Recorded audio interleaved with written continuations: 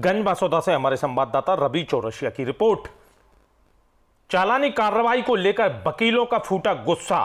शहर में आए दिन हो रहे बेवजह घूमने वाले और वाहन चालकों पर चालानी कार्रवाई से एक तरफ इस कार्रवाई का विरोध किया जा रहा है तो वहीं वकीलों का भी गुस्सा उस समय देखने को मिला जब कार्रवाई के चलते एक एडवोकेट और एसडीएम के बीच तू मैं हो गई। मामला इतना बढ़ गया कि एसडीएम एडवोकेट को थाने भेजने की बात कहने लगे और रिपोर्ट दर्ज कराने के लिए खुद ही थाने पहुंच गए। मामले की जानकारी लगते ही सारे वकील इकट्ठा हो गए और मामले की गंभीरता को देखते हुए आनन फानन में एसडीओपी भारत भूषण शर्मा सिटी कोतवाली पहुंच गए। मामले को दोनों तरफ से शांत करवाया गया। शहर में दिन प्रतिदिन वाहन चालक और बेवजह घूमने वालों पर चालानी कार्रवाई की जा रही है। इतना ही नहीं, प्रत्येक व्यक्ति को 100 रुपया की रसीद तो हर हालत में प्रशासन काट रहा है, चाहे वह गरीब हो या हॉस्पिटल जाने के लिए निकला हो, चाहे वैक्सीनेशन के लिए निकला हो। अगर आप सड़क पर पैदल चलते देख ही गए तो आपकी रसीद कटना पक्का है। इन तस्वीरों को देखकर आप खुद समझ गए होंगे शहर में उस समय हंगामे की स्थिति निर्मित हो गई। एक वकील मनोज तोमर सड़क से अपने वाहन से निकल रहे थे, तभी एसडीएम राजेश मेहता की नजर उन पर पड़ी। उन्होंने बाजार घूमने पर चालानी कार्रवाई करने की बात कही।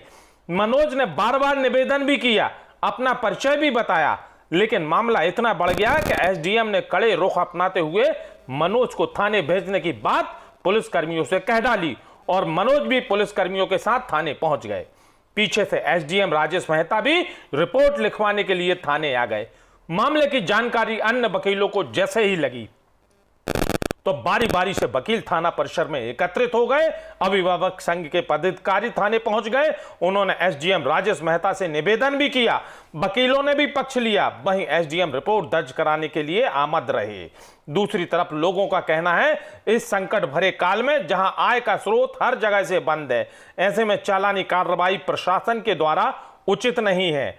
आदमी जब कमा नहीं रहा तो 100 रुपए और 500 की रसीद कैसे कटवाए। प्रशासन की कार्रवाई कहीं न कहीं गरीब बेसहारा लोगों के लिए गलत है। वहीं मनोज तोमर का कहना था कि एसडीएम सर से निवेदन किया था लेकिन मेरी नहीं माने, मुझे थाने में डालने की बात कही गई। जबेरा से हमारे संवाददाता मयंक जैन की रिपोर्ट।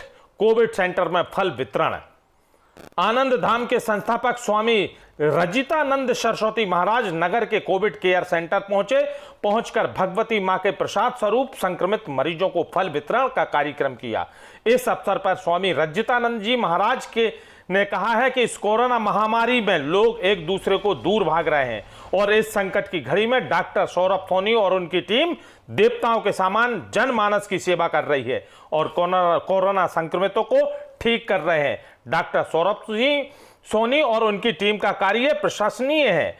डॉक्टर सौरभ सोनी ने कहा है कि यदि कोविड सेंटर किसी भी प्रकार की जरूरत हो मुझे अपना भाई समझकर बताना, कोविड सेंटर में हर संभव सहयोग करूंगा। उन्होंने कहा है कि मां भगवती से प्रार्थना करता हूं यह महामारी जल्दी से जल्दी समाप्त हो और जनमानस का कल्याण हो। बमीठा से हमारे संवाददाता अशोक नामदेव की रिपोर्ट। अज्ञात कारणों से डंपर में लगी आग, लाखों की संपत्ति जलकर हुई खाक।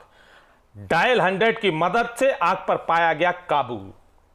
बमीठा थाना अंतर्गत चौकी चंदन नगर विद्यालय के पीछे खड़े डंपर में अज्ञात कारणों से आग लग गई, जिसमें लाखों रुपए की संपत्ति जलकर खाक हो गई। डंपर मालिक प्रदीप कुमार खटीक निवासी महुआ का डंपर है। रात्रि में लगभग 2 बजे अज्ञात कारणों से डंपर में आग लग जाने के कारण लाखों रुपए की संपत्ति जलकर खाक हो गई।